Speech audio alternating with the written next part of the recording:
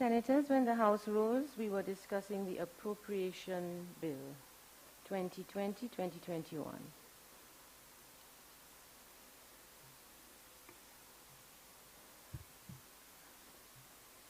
The Office of the Parliament confirms that it has excerpts from the St. Jude Hospital draft report, that it does not have the entire document, and at present we are checking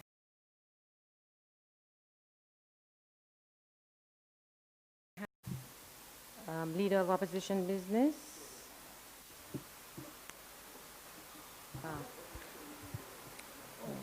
Yeah, Honorable Leader of Government Business. Thank you, Madam President. Shall I continue, Madam President, from where I left off? Madam President, our Independence Day theme for 2020 was "Now is the time." Let's do this together. It's as though, Madam President, we were preparing to embrace whatever challenges we had to face as a nation together. The theme for this year's budget is new challenges, new opportunities for building a stronger St. Lucia together. How is it possible that we could have known we would have to embrace new challenges and new opportunities brought about by COVID-19 in order to build a stronger St. Lucia together? Madam President, every theme ever presented by my administration always speaks to sustainability, growth, solidarity, and prosperity for all. If you look at our Independence Day themes and our budget themes throughout to this day, they all conform to economic growth, sustainability, and solidarity under the leadership of our Prime Minister. Let me repeat, if I may, Madam President, the words of our Prime Minister, and I quote, "From the onset of being elected to office in 2016, it was clear that the best policy response to the challenges facing the country was to take actions to cause the economy of St. Lucia to grow at a faster rate.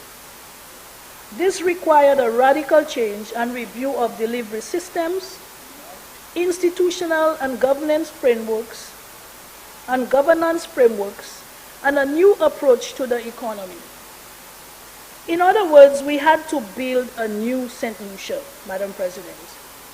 In undertaking this task, we identified the need for a new ethos and change in attitude, one which embraced a culture of excellence and a spirit of greater unity. One of our first tasks was to address our deteriorating physical infrastructure, especially roads and bridges, which in many cases were either inadequate or falling apart. Is that not true, Madam President, or is that false? For whatever reason, this is a fact, Madam President, and I will continue. We also needed legislative and regulatory reforms to create new institutions and systems to manage and coordinate the processes associated with a new St. Lucia. All of this our government saw as necessary if we were to become a more globally competitive and resilient country." End of quote. So, Madam President, this is the basis for some of the strategies that we have employed to deliver programs that will assist in creating our new St. Lucia. For example, from the onset, we maintain that the main users of an asset must contribute to its maintenance and upkeep. This is a necessity, Madam President. We utilize a portion of our excise tax revenue from fuel to maintain and rehabilitate our road infrastructure. We reinstated the airport development charge to secure funding to upgrade our international airport.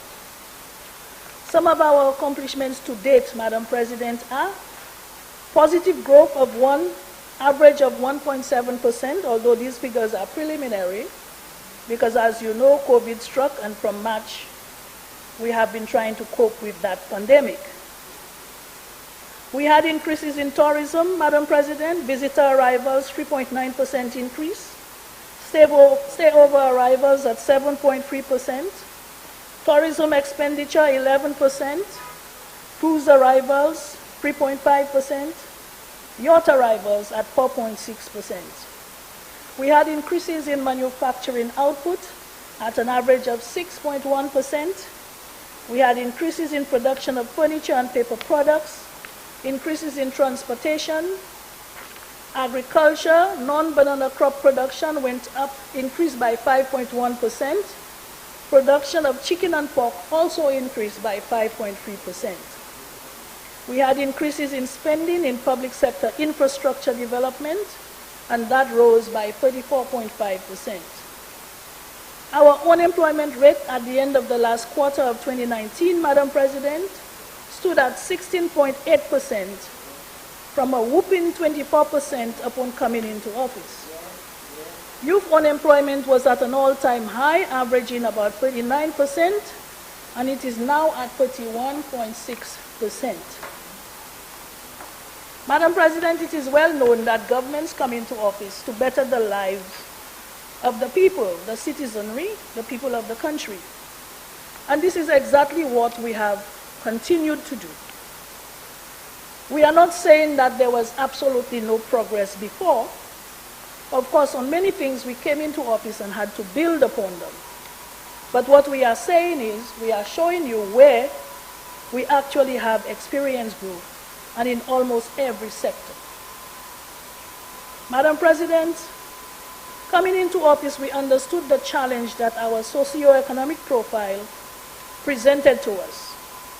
That is one of high unemployment, high debt, and low growth, Madam President.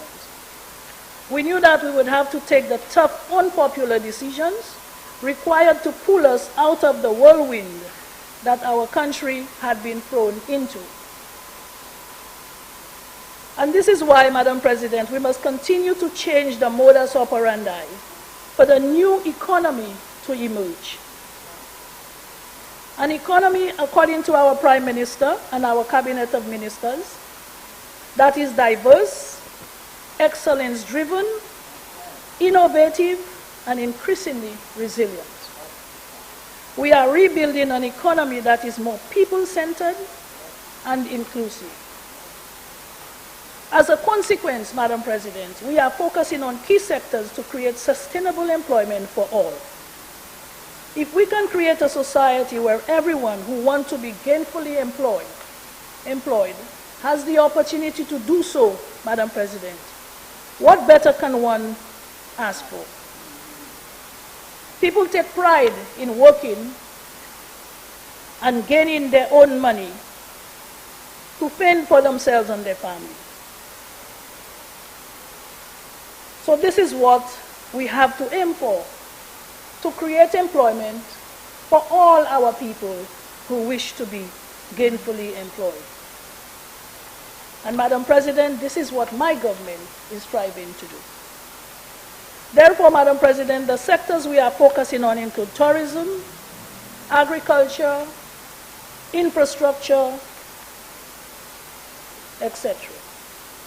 Tourism, Madam President, through our tourism strategy, we realized the following. We realized 1,758 new jobs were created.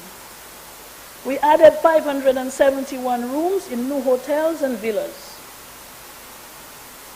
We added 118 rooms from expansions of existing hotels. There was an increase of 23% in stayover visitors. Cruise visitors' arrivals increased by 16%, Madam President. This is just to name a few accomplishments in the tourism sector. Under our agriculture strategy, Madam President, 141 acres of the Ranju farmlands were made available, and of course that's in Dennery, were made available for banana cultivation, with 27 farmers having leases on these farms, creating an estimated 189 jobs. Madam President, these farms have laid idle for a very long time and just deteriorating. Under the Banana Productivity Improvement Project, 50 new acres of land were rehabilitated with average productivity estimated at 16 tons per acre. Revenue from banana exports has averaged at $13.7 million EC per year, while an average 19.9 tons were exported per year between 2016 and 2019. With the assistance of the Republic of China Taiwan, the troublesome black Sikatoga disease is now under control. Under the Agricultural Transformation Program, we have 4 agro-processing facilities were retrofitted and refurbished for our small entrepreneurs at a cost of $2 million EC dollars. These facilities, Madam President, can be found in Poisson, the Poisson Agro-Processing Facility in Babono, and that is leased to Paradise Food St. Lucia Limited. The Lakai Honey Producers Facility located in Dennery. The Angers Agro-Processing Facility in Miku, that has been leased to a group of key persons who are very important in our economy, and that is the St. Lucia Network of Rural Women Producers. And the Angers Cocoa Processing Facility has also been leased, located in Miku. Madam President, under agriculture, I continue, 78 young people were trained under the Youth Agri-Enterprise Facilitation Program, and they are all currently involved in some form of broiler production, egg production, or agro-processing. 4 feeder roads were rehabilitated under the BAM project, and construction of a national diagnostic facility was completed at a cost of $11 million EC dollars. 277 farming families are registered under the Livelihood Protection Policy, which allows them to get a degree of income support in the event of a disaster, destroying their crop or farm infrastructure. Madam President, under road rehabilitation and the road infrastructural development,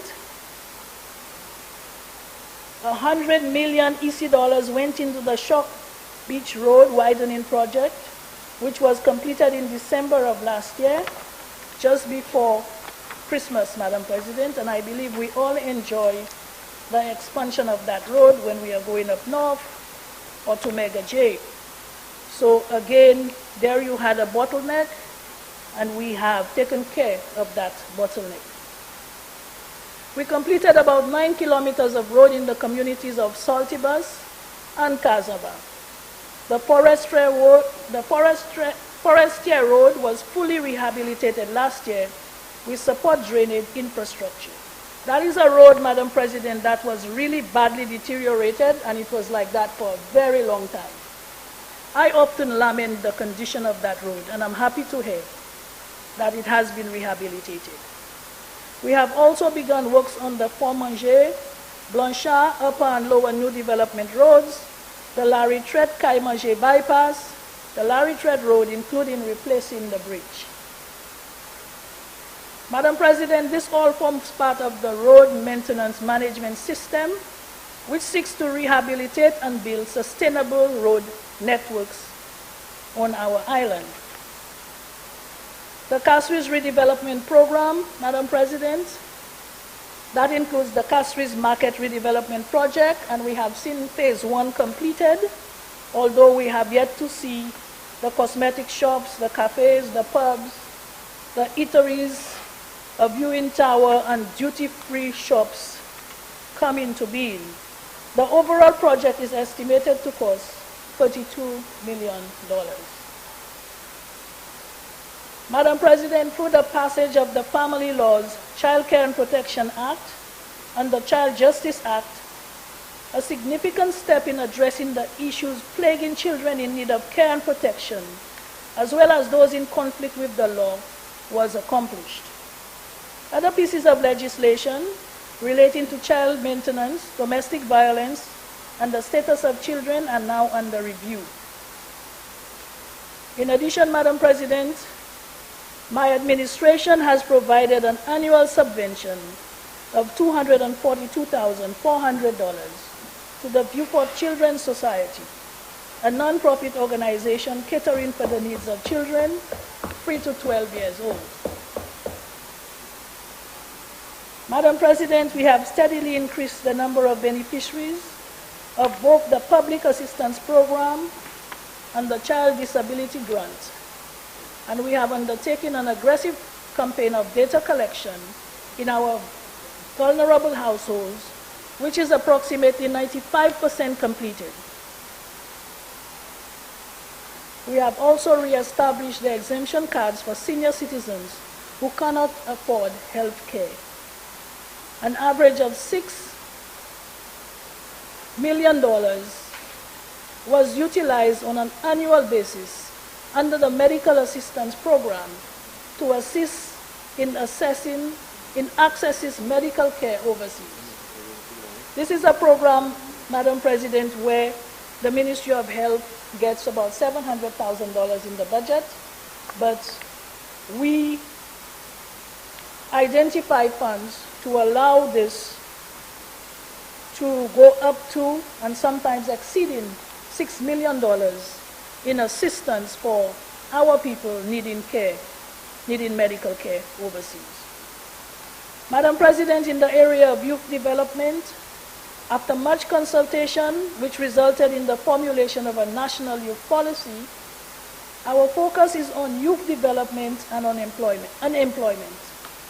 We have realized a significant decline in youth unemployment from an average of 39% upon entering office to 31% in the last quarter of 2019.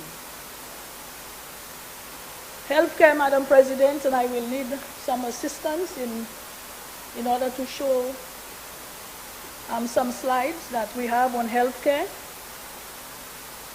And Madam President, I wish to use this opportunity to thank the frontline workers, Madam President, and all those people who contributed to our safety in St. Lucia in terms of guarding our borders, safekeeping our country, establishing protocols so that we would be protected, Madam President. Madam President, health is inarguably one of the main pillars of development. A philosophy the government of St. Lucia has fully embraced, given the prominence health has been given in the medium-term development strategy recently launched by the Department of Economic Development. The outbreak of COVID, Madam President, has served to refresh the minds of many of the strong interdependence between health and economic growth or development. The outbreak has seen the closure of country borders, affecting international trade and travel and tourism, and has impacted every economy worldwide. Over the medium term, the Department of Health and Wellness, guided by the key game changers identified by the government of St. Lucia, will be focusing on the following health sector drivers. Mental health, Madam President.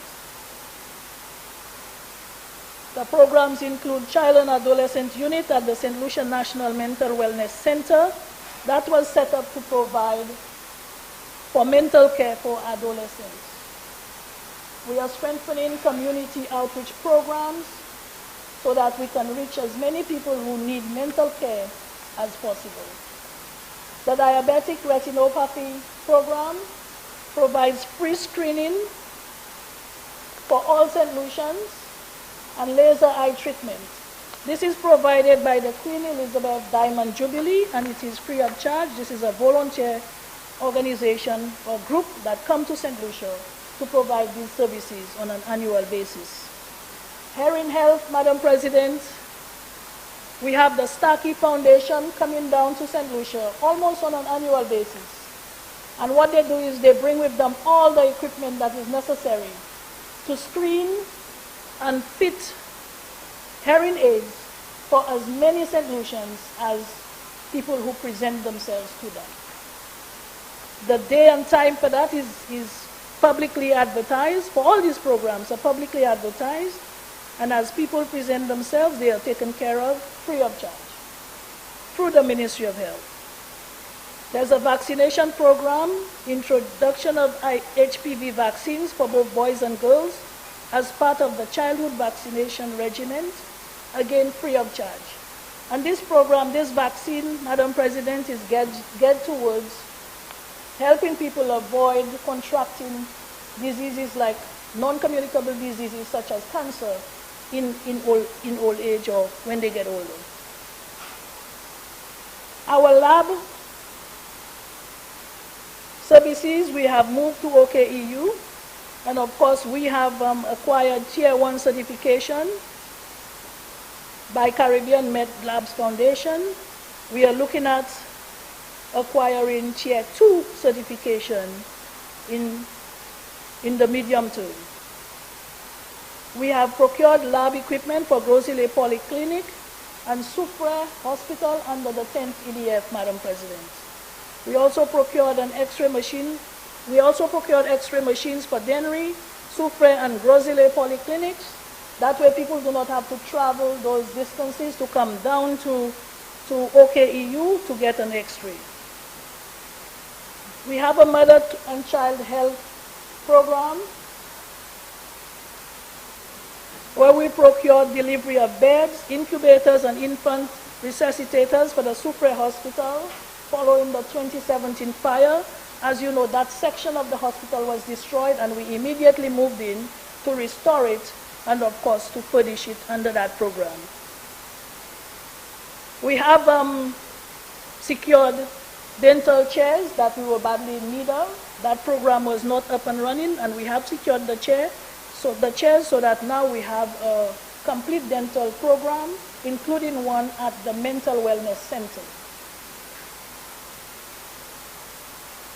We approved the National Quality Policy in 2018. We created standards for healthcare licensing, minimum requirements for healthcare facilities, and we developed the quality tools for auditing and licensing, as well as acquired funding for the quality unit for implementation of quality programs. Our vector control program commissioned the entomology lab for vector surveillance. They built a mosquito observatory, Madam President, and it is very interesting. It is located in Union, close to the agricultural station there, and people can go and see this observatory where they are actually experimenting with different types and breeds of mosquitoes to see what type of diseases they carry and so on and so forth. I believe it is one of two in the Caribbean region, and that was assisted, we were assisted by PAHO to accomplish that program. Strengthening of public health preparedness. Madam President, we received the $4.5 million under the World Bank Health System Strengthening Project for improvement in primary health care. There's a $6 million United States dollars which has been secured under the World Bank for the OECS Regional Health Project for public health preparedness.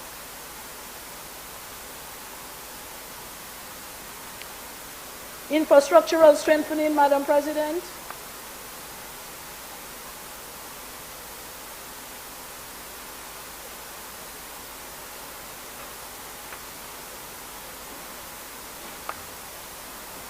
The health sector has been the most challenging over the past.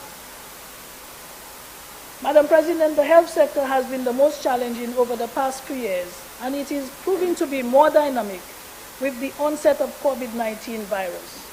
The move from the Victoria Hospital to OKEU Hospital and transforming the Victoria Hospital into a respiratory care facility has presented significant challenges.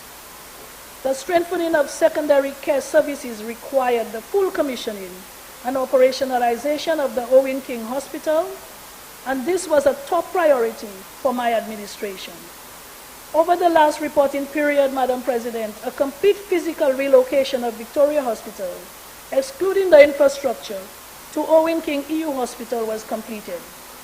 OKEU is functioning as one of our premier healthcare facilities with state-of-the-art equipment and furniture to assist our medical staff with their diagnosis and treatment of patients. Thanks to our lab supervisor and his team, the lab has received Tier 1 certification from the Caribbean MedLab Foundation and is working towards Tier 2 certification, which I already spoke of.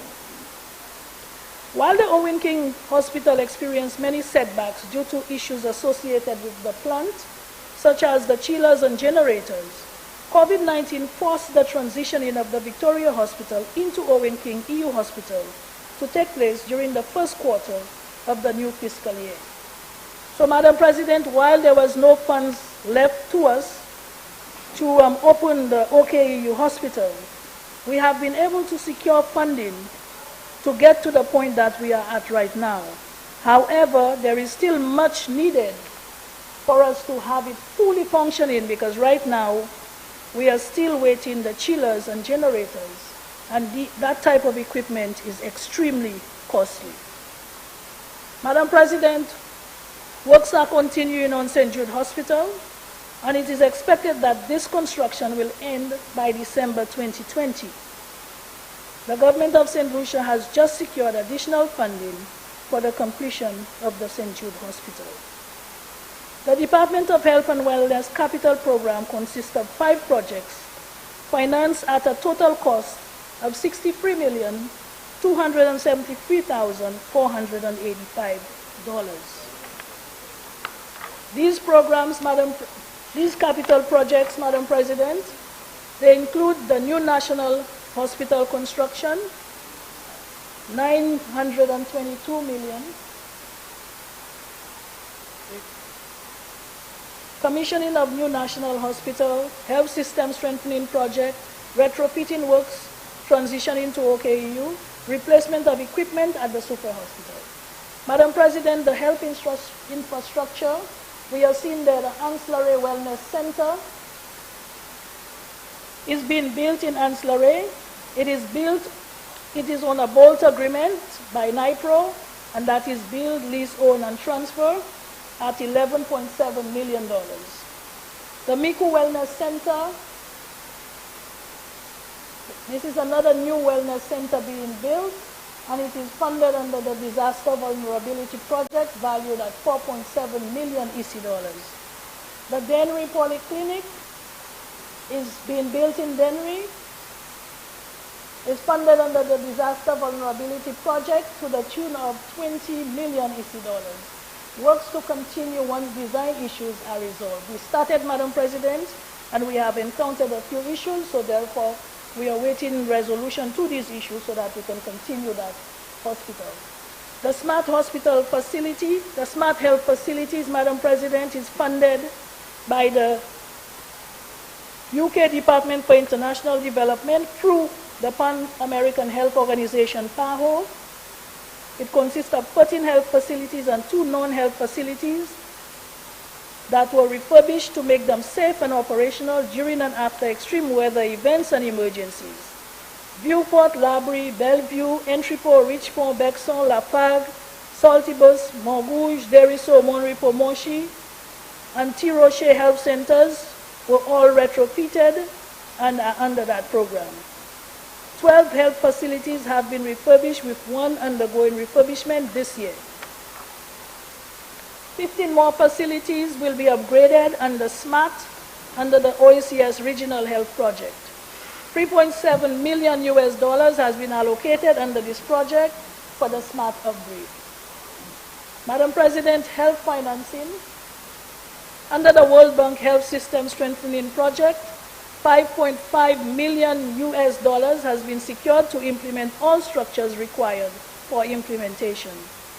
Consultancy to review the essential package of health services and proposed mechanism for financing is currently ongoing, Madam President, and you may have heard a lot about the National Health Insurance package that the Ministry of Health is working on, which is going to provide insurance for every citizen of this country.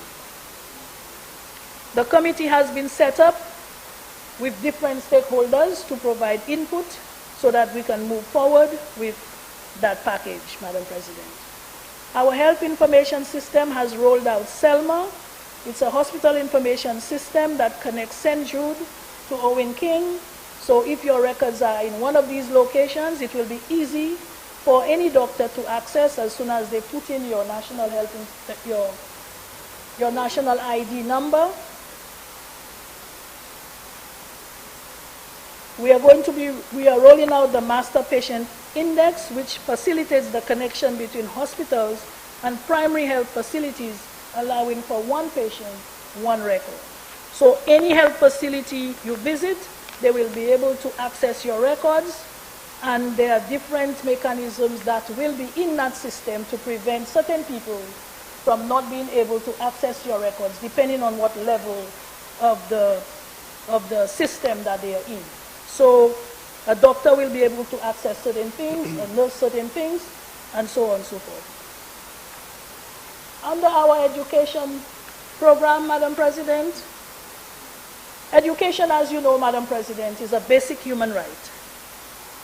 And as such, we must endeavor to provide an environment and the resources that will allow every child to reach his or her full potential. In doing so, Madam President, we will consider the socio-economic environment of every child and ensure that it is conducive for learning. And this is why, Madam President, we are unfolding we are requesting the loan that we dealt with earlier in one of our motions, so that we can take into consideration all these socio-economic programs that we need so that our society can function better.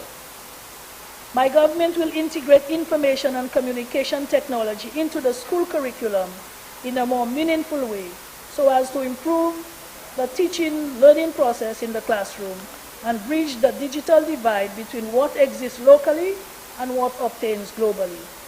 In an effort to improve our schools' infrastructure, Madam President, in the past year, 10 million was spent on improvements and maintenance works in 74 schools around the island, and a total of 30 million has been spent since coming into office. Madam President, my government has implemented e-government reforms. We have modernized the Development Control Authority, and we are continuing with the process until, of course, it becomes a statutory organization. We have also revamped the land registry. We have transformed arts, culture, and the creative industries, and I'm sure my fellow senator will elaborate a lot more on that because that is her area and her forte, as well as improving security and justice in a manner that is unsurpassed in the region. And of course, my other fellow senator will deal with that issue as well to elaborate on it for us some more. A key achievement of my government is the endorsement of the National Energy Transition Strategy, NETS. This is an energy-saving, cost-containing, carbon emissions reduction exercise that will enable us to transition into renewables. We have implemented several initiatives in the areas of solar energy, electric mobility, energy efficiency, and geothermal energy, including a 200-kilowatt solar PV system on the rooftop of the OKEU. And I think I just had to mention this one because it just baffled me, Madam President, when we came into office, that there was no mention of solar power for such a huge investment with so much potential for solar energy. Much can be said about climate change adaptation, Madam President, as we as a small island state is constantly negatively impacted by climate change. It is also extremely costly, Madam President, to address issues pertaining to climate change.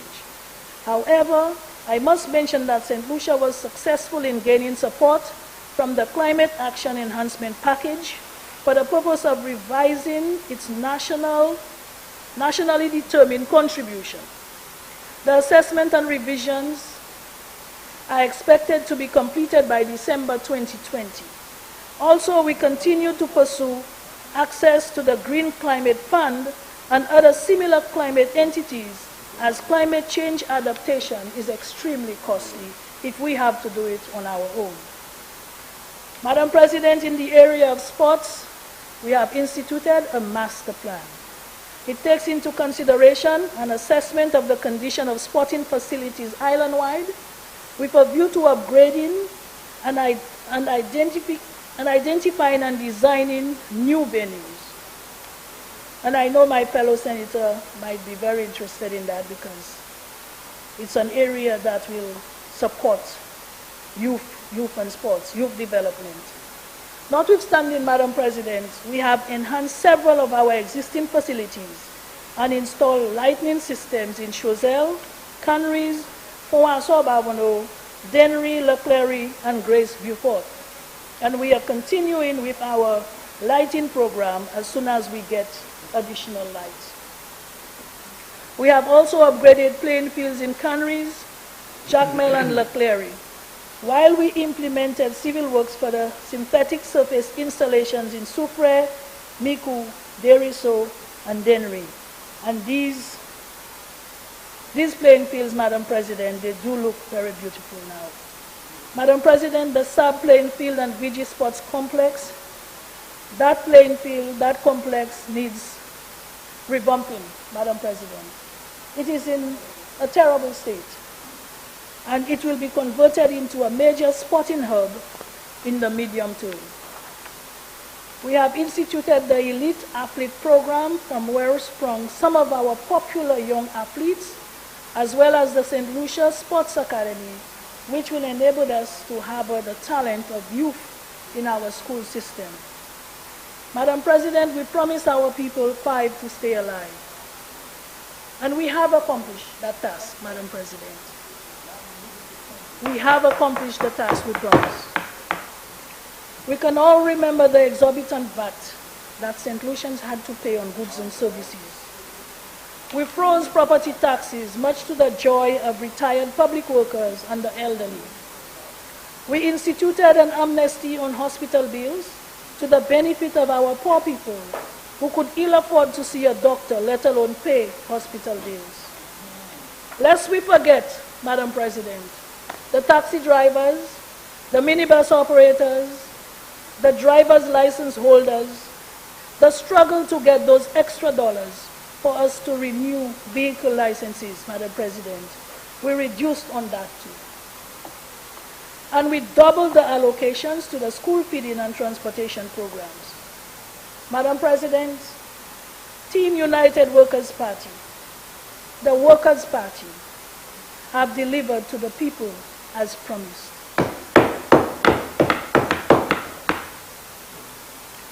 And we are all in this together. Regardless of what party you belong to, we are all in this together. COVID knows no political boundaries. Poverty knows no political boundaries. We are all in this together, Madam President. You may belong to UWP, you may belong to the Labour Party, you may belong to the Independent Party, you may belong to any type of party you want. But God knows one party. And the government of St. Lucia, we know one nation, one people, and we are all in this together, Madam President. With this, Madam President, I give you my full support for the Appropriation Bill 2020-2021, and I submit it for the consideration of this Honorable House.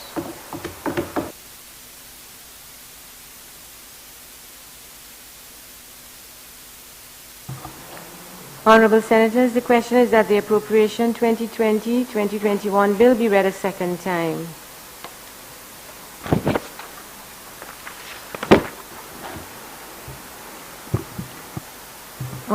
Leader of Opposition Business. Yeah.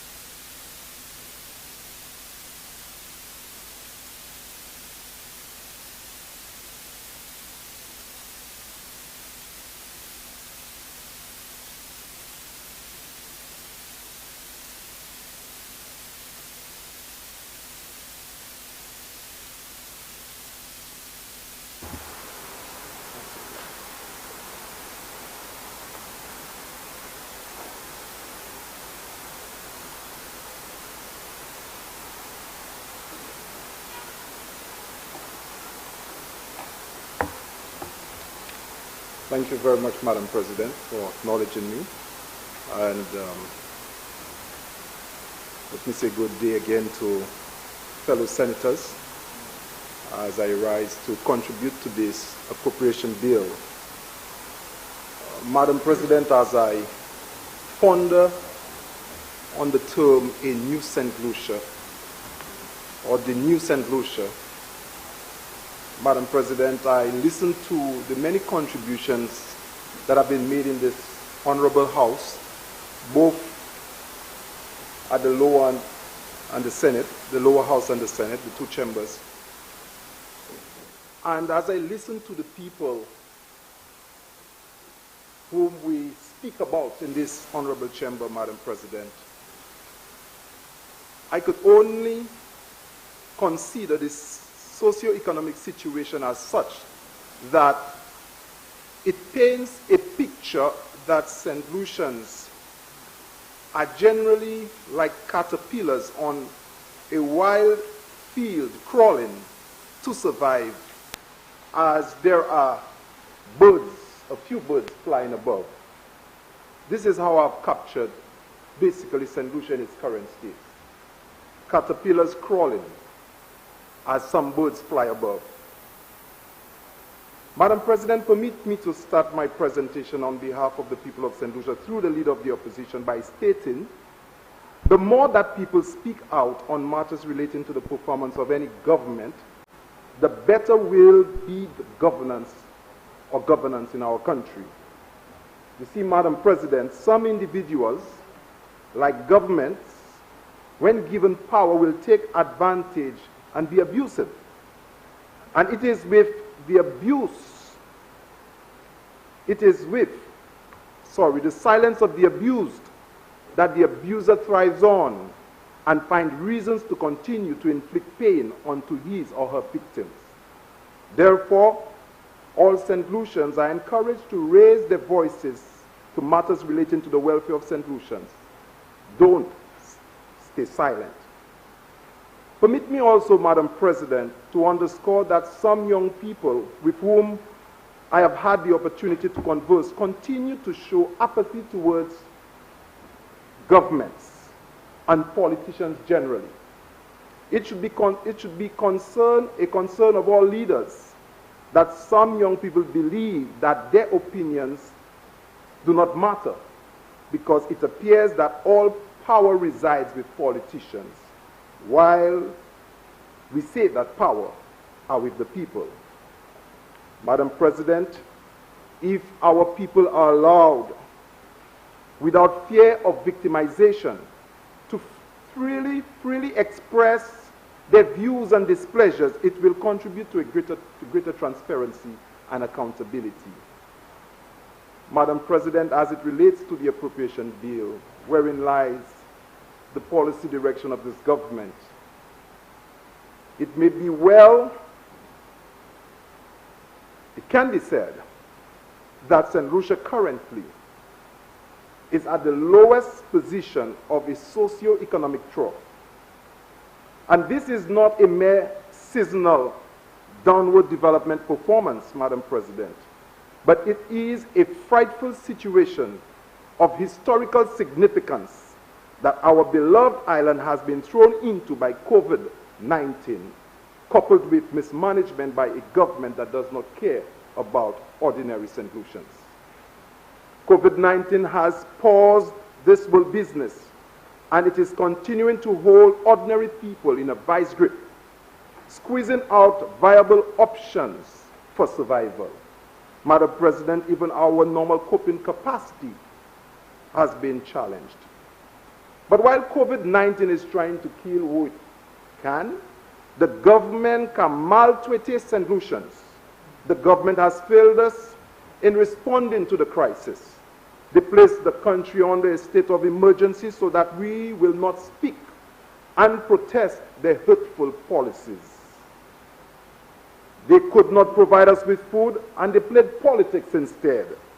And when it seemed that they figured out that some people might have some ways of trying to cope to survive, they decided to tax the poor man's survival kit. making charcoals, fishing, barbecue, renting an apartment, just to name a few, had to be taxed by this government. This experience, Madam President, has left our people traumatized. And now, as we are in a hurricane season, our people are concerned with not only the loss that they may be subject to due to a natural disaster, but also the cruelty of not being served by this government if they happen to be in need. Madam President, the 2020-2021 budget presentation by the Prime Minister is a clear manifestation of a government that has run its course and has nothing of significance to show after 4 years in office. It is typical, Madam President, that the Prime Minister, for him to engage in meaningless statistics, when he indicated that the government has reduced unemployment from 21.4% to 16.8% by the end of the 2019-2020 fiscal year.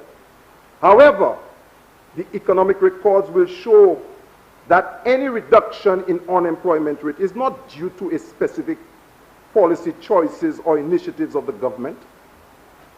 What is in fact very clear, Madam President, is that there are fewer St. Lucians looking for work than in previous years, because many citizens willing to work cannot find jobs in this country, have moved to places like Dominica, St. Croix, St. Thomas, and other Virgin Islands, where there is construction work as they are currently recovering from the effects of hurricanes. The Prime Minister's statement showed that the government has a very serious cash flow problem and is conveniently placing all the blame on the impact of COVID-19. But what has brought us to this stage is actually the level of reckless borrowing, reckless spending that the government engaged in over the past 4 years.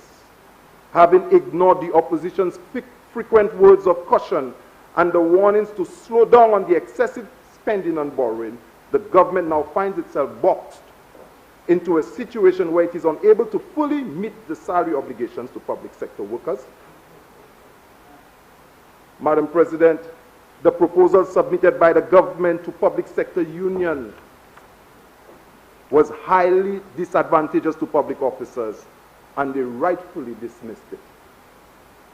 By presenting a 2021 budget with such a huge deficit of $560 million, the Prime Minister is finally admitting that the government has failed to manage the economy effectively and does not have a clue how to address the current economic situation.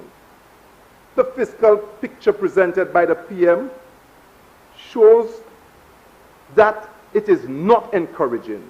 The government intends, Madam President, to borrow $444 million to refinance existing debt. Madam President, the government requires $306 million for debt servicing, and the government needs an extra $246 million to finance the budget deficit. Madam President, this is very simple. Without tourists to pay for parasailing, scuba diving, deep sea fishing, taxi, groceries, no tourism, no cash. And even while he acknowledges the seriousness of the deficit financing problem, the government continues on its merry borrowing ways. Recently, Madam President, the government approached the commercial banks for a new loan to finance public sector operation, but the banks flatly rejected the request, citing the overexposure of the government. Today, Madam President, I want to once again remind the Prime Minister of the adage which reads, when a country borrows, it must pay back. And this applies to this government as well. We are all aware that he does not listen, but bearing in mind that by his own admission, the GDP of this country could contract by up to 18% or even double by 2021 fiscal year, it is time for us to tread more cautiously. It is not enough for the Prime Minister of Finance to lay blame for the current fiscal situation squarely on the presence of COVID-19 pandemic. He needs to avoid the customary action by his government that will only serve to further exacerbate the fiscal situation. We cannot continue to question the government. We can continue to question the government handling of COVID-19 pandemic. Madam President, where the PM says one thing, he does another. Here are a few examples, Madam President. The government promised to take a bipartisan approach to tackling COVID-19 pandemic, establishing a multi-sectorial economic review committee to prepare an economic review and resilience plan. However, the government-led committee proceeded to bypass the key stakeholders when making decisions and develop an economic recovery strategies without the input from the opposition and other stakeholders. Madam President, therefore, in the Prime Minister's address, when he indicated that in a presentation, a new economy is emerging, one that is diverse, excellence-driven, innovative, and increasingly more resilient, as he stated in page 11 of his presentation. Madam President, this is far from the truth. A new economy that is diverse, excellence-driven, innovative, and more resilient. Madam President, let me remind the Prime Minister that the basic unit of sustained innovation is not a creative individual, nor even a creative team, but a creative community with cause. Communities rather than individuals are basic units of sustained innovation. The PM have decimated community-based organizations. The PM can't treat CBOs like disaster committees and NGOs like the National Trust in the manner like it did, and expect to create a diverse, resilient new economy. Madam President, if this is about people, if this is about making people the center of development, how can the Prime Minister say this in one breath and then treat NGOs and community-based organizations in the manner that they have been treated? Madam President, when disaster committees provided lists of names for persons to be fed in the various communities, they were bypassed and politicians went on their way and gave to who they wanted. And that's why, Madam President, earlier on when I spoke about the targeting mechanism, Madam President, I think it is time that in each community where there's a disaster committee, we should have a referral committee of at least 3 persons, so that when persons are not served properly, there's somewhere they could go to and ask that their case be reconsidered. We cannot decide that we're going to embark on targeting who needs. And then when persons feel that they are not served, we say that they do not need. Madam President, in a time, Madam President, when you are unemployed, you may have a concrete house, but you are poor. There's a time now, Madam President, you could have your car parked back in your garage, but you are poor because you are unemployed, you cannot pay your debts. You cannot rely on the mere characteristics that we used before to identify poor people as we can today, Madam President. And therefore, the government cannot approach, or the Prime Minister cannot present as if he was developing a new economy with people, but he is ignoring people completely. Madam President, some of the targeted measures proposed to stimulate the economy do not appear to be administratively feasible. For instance, where the government agrees to a waiver of commercial property tax to landlords who extend moratorium of 20% of monthly rent for 3 consecutive months, the measure assumes that the financial situation of the landlord makes it possible for them to grant such a moratorium.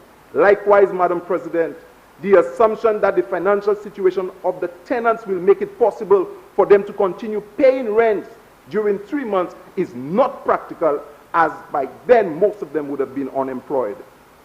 Madam President, in a public statement made by the CSA President recently, the government has adopted the divide and rule tactic by offering duty-free concession on vehicles to frontline essential service workers after refusing to grant the request to designated traveling public officers. Also, Madam President, the offer of duty-free concession on vehicles for taxi drivers and minibus owners during this difficult economic time is hollow as it is unlikely that any one of them can take up the offer. This facility was already in place when the government assumed office but was removed. Its reinstatement appears to be a gesture intended to help dealerships rather than taxi drivers and minibus owners. Madam President, in the 2017-2018 budget presentation, the Prime Minister highlighted several private sector investment projects which he claimed would have commenced during that fiscal year. 3 years later, none of them have materialized, but have once again resurfaced in yet another bogus budget presentation. The people know better now. They can see through the bluff and will not be fooled this time. Another disturbing pattern of governance adopted by this government has to do with the approach to the formulation of public policy. A very good example, Madam President, is the lack of stakeholders' consultation and the absence of deliberate effort to encourage people's participation in matters that have direct impact on their livelihoods. Madam President, some of the attempts by the government to introduce requirement for license on the public health and hazardous trade regulation number 80 of 2020 for charcoal making, fish cleaning, and leisure fishing, Madam President, as I said previously, shows how wicked or how unfair this government could be.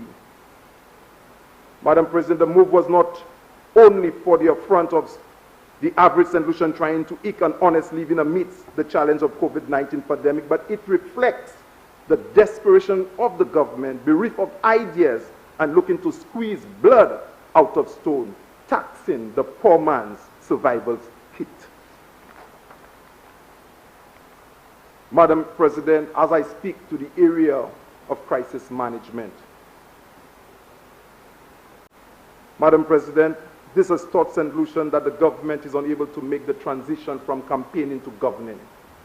COVID-19 has paused the world business, Madam President, and have kept ordinary people in a vice grip, squeezing, Madam President, their chances of survival.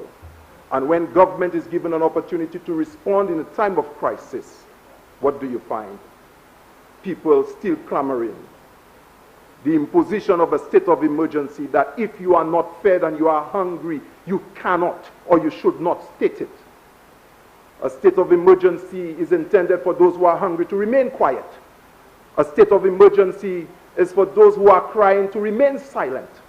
A state of emergency is for if you are unemployed and you need some money, you remain quiet. You cannot protest. You cannot say what is hurting you. Madam President, one of the most wicked things that abusers do, and you see it when sometimes some men abuse their families. It is wicked enough to abuse, but to tell them remain quiet and they should not even shout or make noise so that someone could help. It is intense wickedness. A state of emergency reflects the horror of this government telling people, in spite of your difficulties, you shall not speak.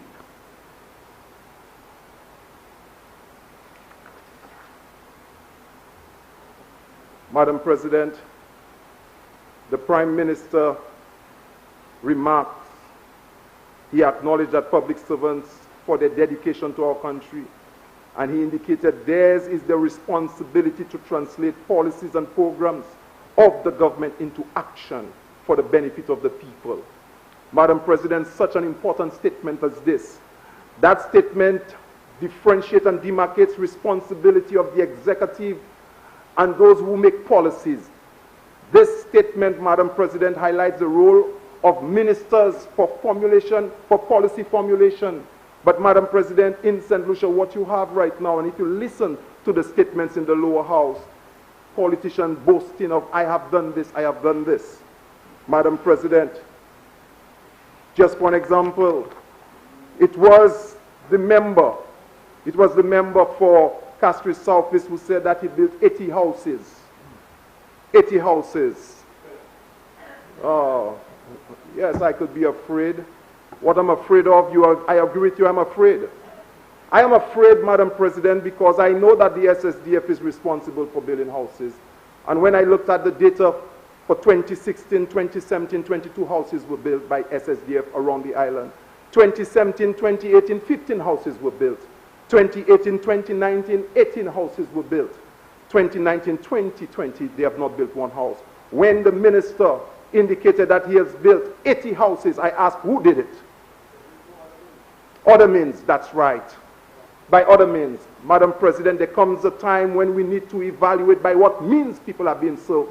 Because when a parliamentarian stands in the parliament and speaks, he is accounting to the people on behalf of what the people have allocated in the budget.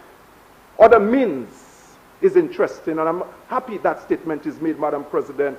And therefore, I believe a government with the Integrity Commission must have teeth to pursue such reckless statements. 80 houses was not built by the SSDF. 80 houses was not built by the housing department. If you're in charge of housing, say it. But then people must not just know where it is coming from. Because, Madam President, I believe the time we are living, you can do the good thing the wrong way, and it is equal to doing the wrong things. Madam President, the Prime Minister indicated in his budget address that the budget must recognize and relate to the conditions in the country at a particular point in time. This was page 3 in the overview. The budget must recognize and relate to the conditions in a country at a particular point in time. Madam President, listening to the budget presentation by the Prime Minister as echoed by the leader of government business, Madam President, I'm hearing the same things that have been rehashed over and over and over in this chamber.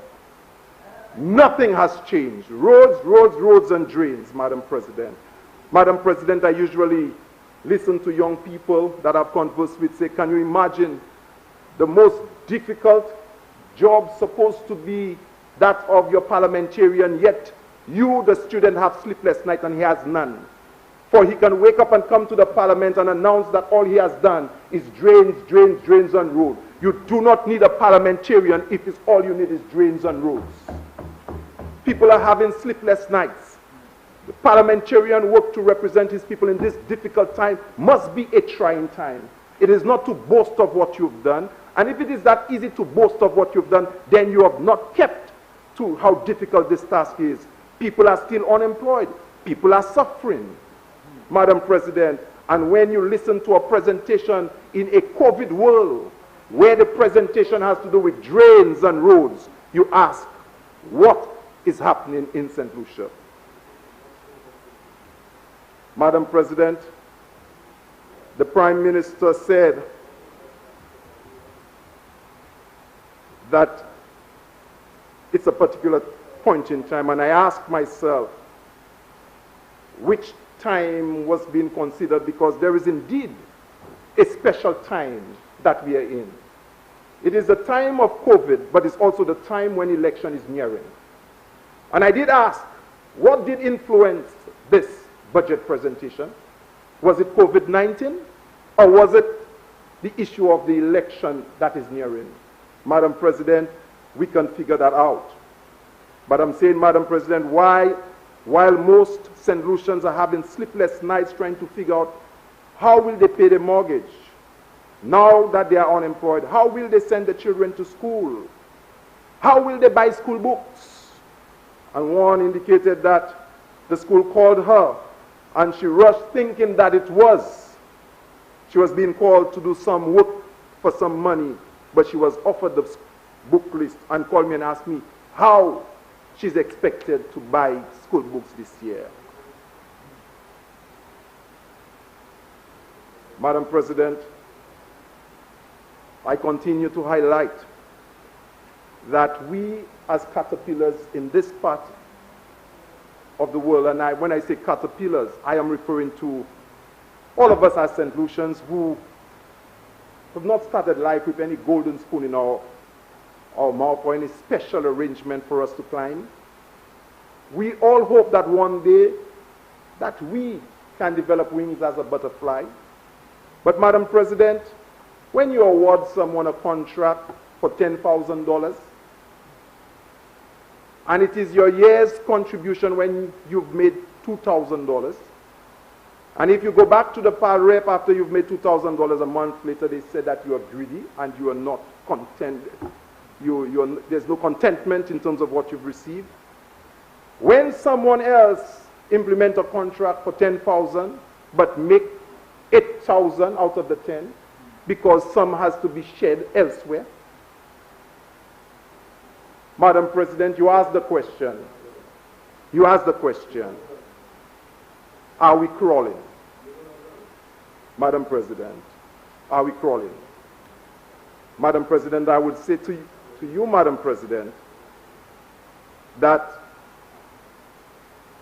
it is important for us to recognize the things that beset us as St. Lucians and how do we make amends to do better. Madam President, the government believes that more Kentucky Fried Chicken outlets, more S&S, and better roads will grow the economy. But Madam President, even as I listen that we've taken Kentucky now to cul-de-sac, a place where we once had green bananas and the banana trees, where ordinary St. Lucians work hard. It's a private development, yes, facilitated by government. But I'm saying, Madam President, whereas today that is the reality, I ask myself, and when the parliamentarian can boast that there are jobs being created, I ask myself, what is being considered for those persons, the butchers, in the same community?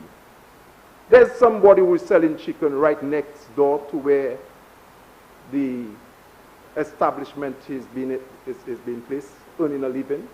In fact, there are two persons currently. Don't we see that when that establishment comes, it will run them out?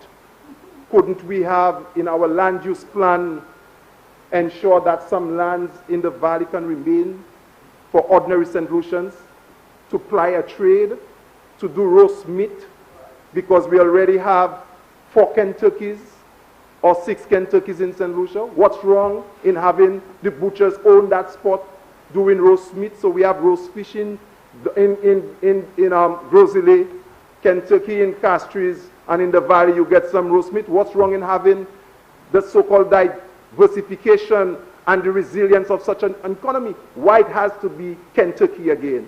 Why it must be S&S again? I know, yes, it is like your enterprise, free enterprise. Then they grow. We may never have wings to fly high. We may never have wings like Ojo Labs. We may never have the wings of T.O.R. King. We may never have the wings of Sandals, Fresh Start, and the like. We may not have your wings, my brother. But we know, as a caterpillar crawling, we need a chance to become a butterfly so that we can roam at the low levels of economic survival. But Madam President, for the government to allow ordinary St. Lucians to get a chance to fly too, we must eat first. Caterpillars must eat. They must feed us by allowing us the freedom to say when we are hungry and when we need food to eat. They must feed us by respecting the football clubs, the disaster committee, the National Trust, the NCPD. In fact, our community-based organization and our national organizations must be respected. Madam President, we must eat, because in COVID-19, school books parents should not be expected to purchase school books when there's such high levels of unemployment. But the government can find an arrangement where school books can be placed at the schools, or some form of photocopying the lectures to allow persons a breathing space. Madam President, we can eat if they consider that the majority of persons, the single mothers who send their children to preschool, are unable to pay for preschool at this time, and therefore consider making preschool free for the period that we are in. Madam President, nous pas qu'à jamais un gros gibier, mais si nous pouvons être en Chine tout le temps, c'est gibier qui a volé à manger nous. Mais en Chine, ça tourne en papillon. En Chine, ça tourne en papillon. And what I'm asking is to facilitate that we become better. Madam President, there are a number of issues presented in the Prime Minister's presentation that speaks to the time that we are in.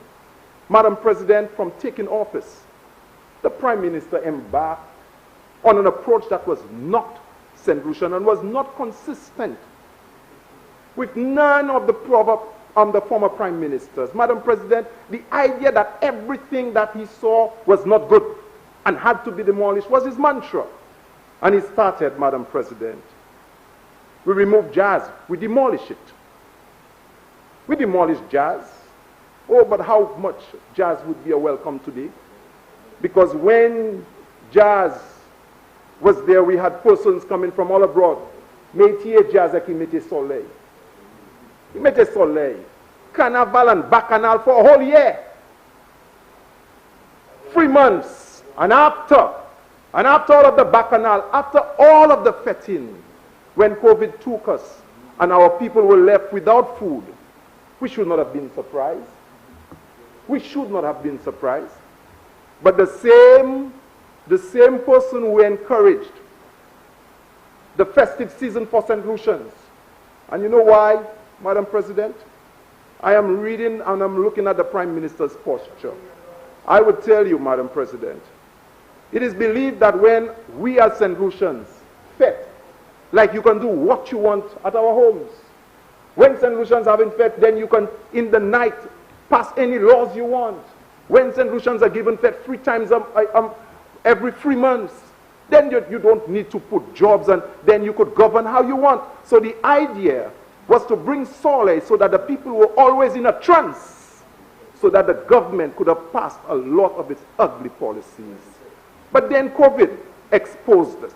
And then the people now are crying. And what do? You embark on roads. Roads. Clearly, where roads would take us? Where would roads take us? Stimulate the economy with roads? Asphalt concrete? My goodness. Anybody who believes investment in asphalt concrete and mechanical trucks would stimulate the economy, you're making a serious mistake. I would suggest that you read any text on building economics and translate what happens in larger economies to St. Lucia. You would not find the response that construction in the way that you're implementing it will stimulate the economy, especially in a COVID-19. Now, having, Madam President, a discussion with a number of persons in my community, my family community, Madam President, I recognize when I ask the question, even while construction is going on right there in the community, how many persons are unemployed? Madam President, 75% of the hands went up. And also it is where that I got the attention from them. This indicated that they do not know how they can purchase school books this term, because they've always lived hand to mouth. Madam President, when the children went to do their common entrance exam, Madam President, I felt for them. Because, Madam President, a caring government, I did not hear any statement, but Madam President, a caring government, the exam, common entrance exam is already a very trying time for those young ones. COVID-19 is also a scary time for a lot of the young ones as well, not understanding what's happening. But we pushed them into common entrance exam. And I asked the question, could they have been assessed to go to school using another means? Could we have, for this year, postponed common entrance, or consider doing away with it? I asked myself, but it is a caring government would consider that. A caring government would see about its people. A caring government will provide an opportunity for people who are crawling to develop wings so that they can fly. But in St. Lucia, it is a few who will be able to fly. But Madam President, I'm not surprised, because I think it's in a letter published in 1867, issue of the Field, Alfred R. Wallace noted, caterpillar consumption is a commonplace among birds. This is a greedy pattern and is understandable, as caterpillars are very nutritious and many lack effective defenses. Caterpillars make approximately 60% of the diet of the yellow warbler. Thank you very much, Madam President.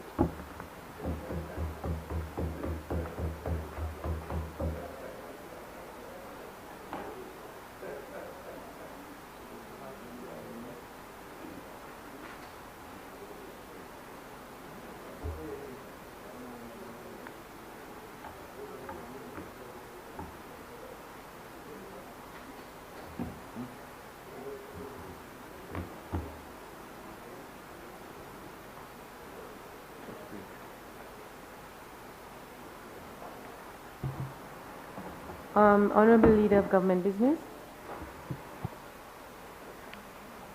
Thank you, Madam President. I move to adjourn this session so that we can take an hour for lunch. Madam President.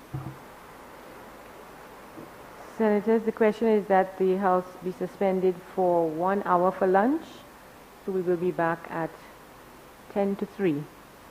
And I'll put the question, as many as are of that opinion say aye. As many as are of a contrary opinion say no. I think the ayes have it, the ayes have it.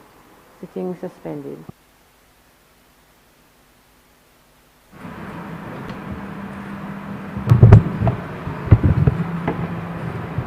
The parliamentary sitting has been suspended for lunch, 1 hour's lunch.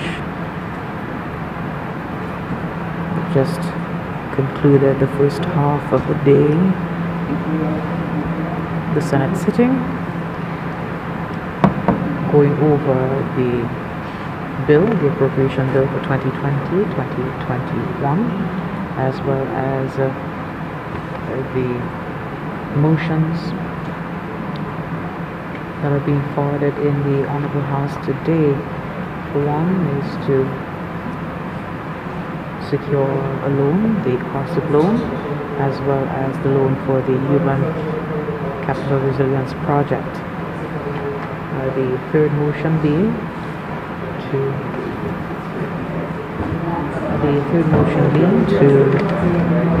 raise funds to partly finance the budget and refinance the existing debts of the government of St. Lucia. The financing for the 2021 budget, in this instance, AC $186 million, and for the refinancing of existing debts of $434 million. This morning we saw the delivery coming from the Leader of Government Business, the Honorable Senator Mary Isaac, as well as the Leader of the Opposition in the Senate, the Honorable